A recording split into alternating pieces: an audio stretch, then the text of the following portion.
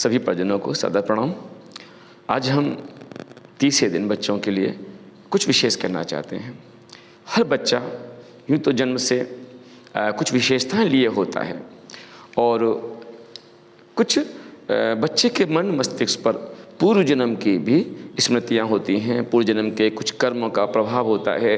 पूर्व जन्मों ने उसने जो कुछ भोगा इस दुनिया में वो भी साथ लेके आता है ना। लेकिन आवश्यकता कब होती है, मैं आज उस बात को कहना चाहता हूँ। बच्चा जब गर्भ में आता है, दरअसल शुरुआत बच्चे की वहाँ से होती है। मैं उनके लिए भी कहूँगा जो बच्चे थोड़े से बड़े हैं, और उनके लिए भी कहूँगा जो आने वाले समय में जो बहनें माँ बनने वाली हैं। तो बच्चा जब गर्भ में आता है तो हमारे यहाँ चौथे महीने में एक पुंसवन संस्कार कराया जाता है। दरअसल पुंसवन संस्कार क्या होता है?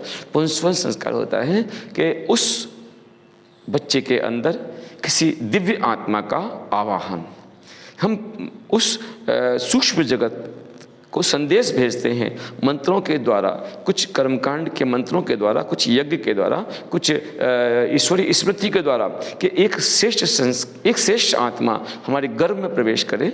और जब श्रेष्ठ आत्मा गर्भ में प्रवेश करती है तो विश्वास रखिएगा कि कई पीढ़ियां हमारी तर जाती हैं। इसलिए पहला काम होता है बच्चे की माँ का कि बच्चा जब गर्भ में है तो बच्चे के साथ हमें करना क्या है। दरअसल बहुत बड़ा हिस्सा बच्चे के जीवन का हम उस बच्चे के गर्भ में ही उस बच्चे को संभाल सकते हैं। हम जो जैसा चाहते हैं बच्चे को हम वैसा गढ़ सकते हैं। एक कहानी सबको विदित है कि अभिमन्यु ने गर्भ में ही और क्या कहते हैं वो चक्रव्यूह तोड़ना सीख लिया।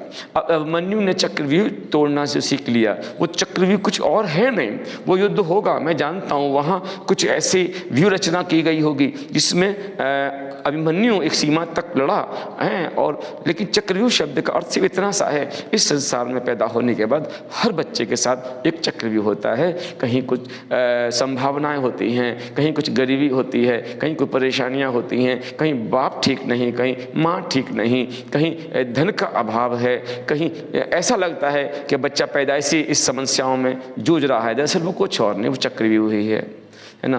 तो उस चक्रव्यूह को भेदने की जो आवश्यकता है वो पैदा होने के बाद नहीं, वो दरअसल गर्भ में ही दी जाती है। लेकिन शायद आज की माँओं को बेचारों को नहीं मालूम है ना। वो तो दुख होता है तो रोती हैं, वो प्रसन्नता होता है तो खुश होती हैं। उनकी मन किसी खाने की चीज़ के लिए चलता है, तीखी हो कड़वी जो भी हो वो उसे खाती हैं पीती हैं। लेकिन ये भूल जाती हैं कि मैं एक नहीं हूँ, मैं दो हूँ। मेरे ही शरीर का एक हिस्सा मेरा बच्चा है। हो सकता है मैं जो खा रही हूँ बच्चे के लिए ठीक ना हो सकता है जो मैं सोच रही हूँ ये बच्चे के लिए ठीक ना हो। याद रखिएगा, माँ की सोच का सीधा प्रभाव बच्चे पर पड़ता है। ऐसा ना समझें कि बाप से कोई लिंक नहीं साहब, मूल तत्व बाप ही है। बाप के भी संस्कार उस बच्चे के अंदर जाते हैं। और एक लॉन्ग टाइम जो बच्चा माँ के गर्भ में रहता है तो माँ चाहे तो अपने बच्चे को सुसंस्कारी बना ले और माँ चाहे तो अपने बच्चे को रावण बना दे। हमारे यहाँ उदाहरण है, देखिएगा कि प्रहलाद का पिता जो हिरण्याकश्यप था, लेकिन माता एक साध्वी थी। तो पिता हिरण्याकश्यप होने के बाद, राक्षस होने के बाद भी माता का प्रभाव ऐसा पड़ा कि बच्चा प्रहलाद बन गया और रावण ऋषि पुत्र था। लेकिन माता राक्षसी थी। परिणाम क्या हुआ? ऋषि पुत्र का जो बेटा है माँ के प्रभाव से वो क्या बन गया? राक्षस बन गया। इसीलिए माँ का अहम रोल है इस जीवन में। तो मैं सबसे कहना चाहता हूँ, माताओं से विशेष रूप से, कि आप अपने बच्चे को जब जन्म देते हैं, दरअसल वही समय ऐसा होता है बच्चे में आप जो भरना चाहती हैं आप भर सकती हैं। आपकी सोच से बच्चे के अंदर वही विचार पैदा होते हैं। आपके खान पान से बच्चे का शरीर बनता है। जिस तरह का खान पान होगा बच्चे के उस तरह के संस्कार डेवलप होते हैं। तमोगुणी संस्कार अगर डेवलप होते हैं तो इसका मतलब माँ कुछ तमोगुणी भोजन करती है। अब तमोगुणी भोजन का मतलब ये मत समझना कि हम मुख से ही खाते हैं। बहुत सी चीज़ें हैं, हम मुख से भी खाते हैं, हम कान से भी खाते हैं, हम आँख से भी खाते हैं। और मुँह से खाते हैं, हाँ मुँह से खाते हैं। आँख से खाते हैं, हाँ साहब आँख से भी हमारे जो अंदर जाता है उस पर भी बच्चे का प्रभाव पड़ता है। और विश्वास रखना, कान से भी जब अंदर जाता है उस पर भी बच्चे का प्रभाव पड़ता है। इसलिए बच्चे का बहुत बड़ा हिस्सा निर्माण माँ के गर्भ में ही हो जाता है। इसलिए हम सबको ये बात ध्यान देनी चाहिए। संस्कार शब्द का अर्थ क्या है? कि उसके द्वारा पूर्व जन्म में किए गए कुछ ऐसे कार्य जो उसकी चेतना पर कुछ लकीरें बनकर प्रकट हो रहे हैं, और वो चेतना पर जो लकीर प्रकट हो रही है वो इस जन्म में बच्चे को उसी दिशा में, उसी दशा में, उसी गंध में, उसी सुगंध में, या दूसरी भाषा में कि उसी दुर्गंध की ओर थोड़ा सा प्रेशर जरूर डालती है।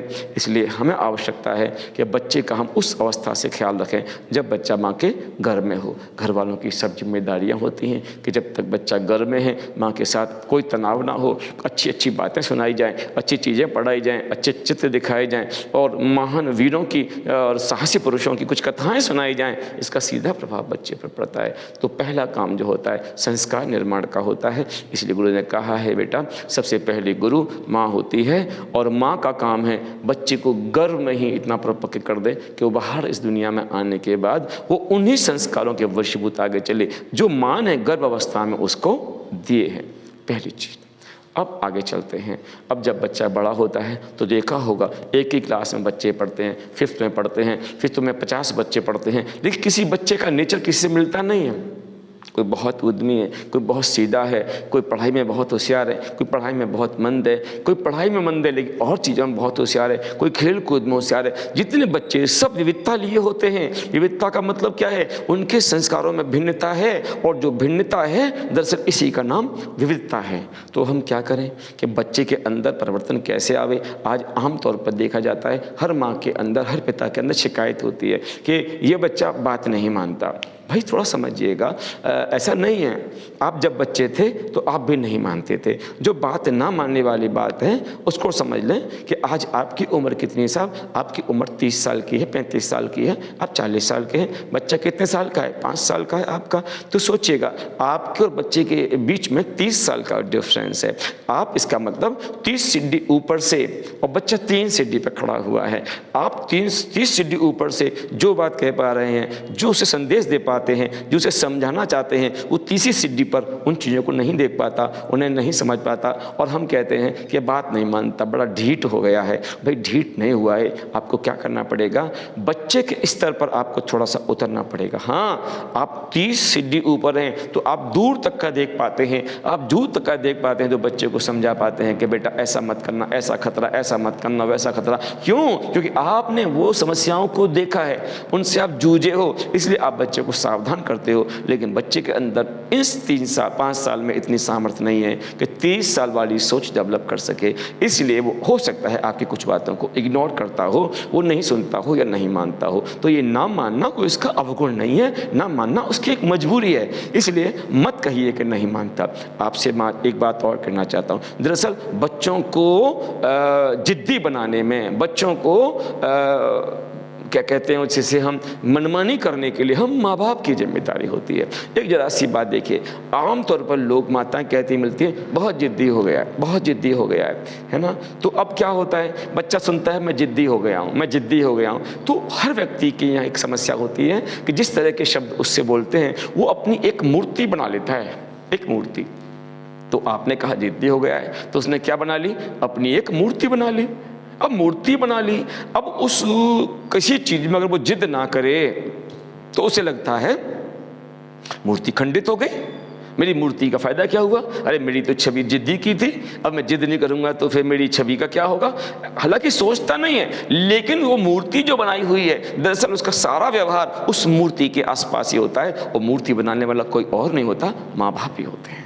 इसलिए कभी कभी आपने देखा होगा कोई गेस्ट आते हैं तो जब बच्चा बहुत उद्यमी होता है, जिद्दी सब कुछ होता है, लेकिन तुम गेस्ट के सामने कहते हो हमारा बच्चा बहुत अच्छा है, उद्यम बिल्कुल नहीं करता, बहुत शांत बैठता है और सबका सम्मान करता है, सबसे नमस्ते करता है, तो आप पाएंगे वो बच्चा तुरंत रिएक्ट करेगा, पैर छूना शुरू कर देगा, नमस्ते कर लेगा और शांत होकर बैठ जाएगा, क्योंकि आपने उसको संदेश दिया कि हमारा बच्चा बहुत अच्छा है। तो पहला काम मैं आपसे करना चाहता हूँ, आप बच्चों के अंदर ये मूर्तियाँ बनाना छोड़ दो कि हमारा बच्चा जिद्दी है, ये किसी की मानता नहीं है, ये खाता नहीं है, ये वो नहीं करता, ये टीवी देखता रहता है, वो ये करता है। दरअसल इस चीज़ से बच्चे अपने अंदर अपनी एक इमेज बना लेते हैं, अपनी एक मूर्ति बना लेते हैं, और उस मूर्ति से फिर छेड़छाड़ बच्चों को पसंद नहीं आती, तो सबसे पहले मैं कहूँगा जिस बच्चे को तुम बदलना चाहते हो, जिस बच्चे को श्रेष्ठ रास्ते पे लाना चाहते हो, सबसे पहला काम कीजिए उस बच्चे के अंदर की खूबियाँ उसे बताइए कि तेरे अंदर ये अच्छाइयाँ हैं, तेरे अंदर ये अच्छाई हैं, तेरे अंदर ये विशेषताएँ हैं। और जब तुम बच्चे के अंदर की खूबियाँ उसे बताओगे, जब उसकी श्रेष्ठता उसे बताओगे, तो एक श्रेष्ठ मूर्ति बन जाएगी। जैसे कि दूषित मूर्ति टूटने में बच्चे को परेशानी होती थी, ऐसे ही एक श्रेष्ठ मूर्ति जब बन जाएगी, इस श्रेष्ठ मूर्ति को टूटने में बच्चे को उतनी ही परेशानी होगी। और विश्वास रखना, जैसे दूषित मूर्ति को बच्चा टूटने नहीं देता, कहता है मैं जिद्दी हूँ तो जिद्दी रहूँगा, मैं क्रोधी हूँ तो क्रोध करूँगा ही करूँगा। ऐसे जब ये बच्चे के अंदर मैसेज लाएगा कि घर वाले मुझे बहुत शांत स्वभाव का कहते हैं, घर वाले मुझे बहुत तारीफ करते हैं, तो विश्वास रखना वो इसका भी ख्याल रहेगा, चाहे अनचाहे में, अनजाने में भी, कि जो मेरे अंदर मेरी छवि है वो मूर्ति कहीं मेरी टूट ना जाए। तो पहला काम जिसको हम बदलना चाहते हैं, पहला काम कीजिए उसके प्रति अपनी दृष्टिकोण बदलिए। समझ लीजिए, फिर जिसको हम बदलना चाहते हैं, पहला काम क्या कीजिए, उसके प्रति अपनी दृष्टि बदलिए। और अंत में एक बात और कहूँगा, याद रखना, बच्चा वो नहीं करता जो तुम कहते हो, बच्चा वैसा नहीं बनता जैसे तुम बनाना चाहते हो। घर में जैसा वायुमंडल होता है, घर में जैसी चर्चाएं होती हैं, घर में जैसे क्रियाकलाप होते हैं, दरअसल बच्चे पर स्थायी रूप से वो प्रभाव डालते हैं। एक बच्चा शोर बहुत करता है, चिल्लाता बहुत है, तो आपने कहा धीरे बोला कर, शांत रहा कर, बहुत तेज बोलता है। और जब तुम अपनी पत्नी से चिल्लाते हो, जोर जोर से चिल्लाते हो, क्रोध करते हो, तो मौन होकर बच्चा सुन रहा होता है कि पिताजी मुझे शांत कर रहे हैं, खुद कितना जोर से चिल्ला रहे हैं। याद रखना, तो उस बच्चे पर जो हो रहा है इसका प्रभाव पड़ता है, ना कि तुम जो कहते हो उसका प्रभाव पड़ता है। इसलिए बच्चे के पालने के लिए बहुत बड़ी चीज़ है कि हमको स्वयं उस अनुशासन में अपने आप को ढालना पड़ेगा। जब तक स्वयं अनुशासन में हम नहीं ढलेंगे, तब तक विश्वास रखिए बच्चे के अंदर वो परिवर्तन संभव नहीं है। एक सीधी सी कहावत है, जैसा होगा सांचा वैसा बनेगा ढांचा। इसलिए घर में पूजा पाठ का वायुमंडल बना के रखिए। जो कुछ घर में पूजा पाठ का वायुमंडल होता है, बच्चे अपने आप भगवान से जुड़ते चले जाते हैं। बच्चों को महामंत्र को ये मत कहिए भगवान हैं, उनसे कहिए, बच्चे पूछे ना कि आपसे पापा ये जहाज कैसे उड़ रहा है, तो उनसे कहिए बेटे ये जो पढ़ाई में बहुत होशियार होते हैं ना, जो पढ़ने में बड़ी इच्छा रखते हैं, पढ़ने में बड़ी रुचि रखते हैं, ये जहाज उनने बनाए हैं। बच्चा आपसे पूछे बाबा ये चंद्रमा इतनी दूर कैसे है, चंद्रमा पे कोई रहता है क्या, तुम कह सकते हो हाँ बेटे पढ़ने में बहुत जो होशियार हैं, है ना, वो लोग चंद्रमा तक पहुंच चुके हैं रॉकेट में पहुंचकर। तुम बड़े हो जाओ, तुम पढ़ाई करो, हो सकता है तुम भी चांद पे जा सको। बच्चों की हर जिज्ञासा को आप पढ़ाई से जोड़िए, बच्चों के प्रश्नों को आप उनके चरित्र से जोड़िए कि बेटे चरित्र में बड़ा बल होता है। अच्छे लोगों की भगवान बहुत जल्दी सुनता है। भगवान के प्रति उनके अंदर आस्था पैदा कीजिए। मुझे अपनी एक घटना याद आती है, जब मैं 7-8 साल का था, तो हमारे घर में एक बुआ जी रहती थी। वो कहती थी मंजन करिए सुबह। अब मंजन करने की इच्छा नहीं होती थी, तो उन्होंने क्या किया, 10 पैसे की उस समय बर्फ़ी आ जाती थी, 10 पैसे की हमारे पिताजी से बर्फ़ी मंगा के रख लेती और तकिए के नीचे रख देती जब हम सो जाते, और कह देती कि अगर तुम मंजन करोगे तो भगवान तुम्हें बर्फ़ी देंगे। और बर्फ़ी रात भर हमारे दिमाग में चलती रहती। सुबह उठते आँख खुलती, कहते भगवान हमें बर्फ़ी देंगे, हमें मंजन करना है। तुरंत उठते और सीधा मंजन पर चले जाते, मंजन करते और फिर दांत साफ़ करके दिखाते कि देखिए बुआ जी दांत हमारे साफ़ हैं, अब बताओ भगवान ने बर्फ़ी कहाँ दी, कहाँ है बर्फ़ी हमारी। तो बुआ जी कहती अगर तूने मंजन किया है तो बर्फ़ी आई होगी, देख कहीं ढूंढ। तो हम देखते, तकिया फकिया उठाते तो पुड़िया मिलती, उसमें बर्फ़ी मिलती। अरे बाप रे, चमत्कार हो गया उस बर्फ़ी का। बर्फ़ी चमत्कार क्या हो गया साहब, 2 काम हो गए, दांत मांजने की आदत पड़ गई और भगवान के प्रति भरोसा बढ़ता चला गया। कुछ ऐसी युक्तियाँ हमें बच्चों के साथ लगानी पड़ेंगी। बिगड़ गया है, डांट के, फटकार के, मार के क्षमा कीजिए, उसको इस तरह की नेगेटिव एनर्जी से ना भरें। कुछ सकारात्मकता दें, कुछ अच्छी सोच दें, अच्छे सपने दें। आप माँ बाप हैं, आप माँ बाप हैं, याद रखिए आप अपने बच्चे को जितना ऊंचा बना सकते हैं आपके हाथ की बात है, लेकिन वाणी से नहीं आचरण से, वाणी से नहीं आचरण से।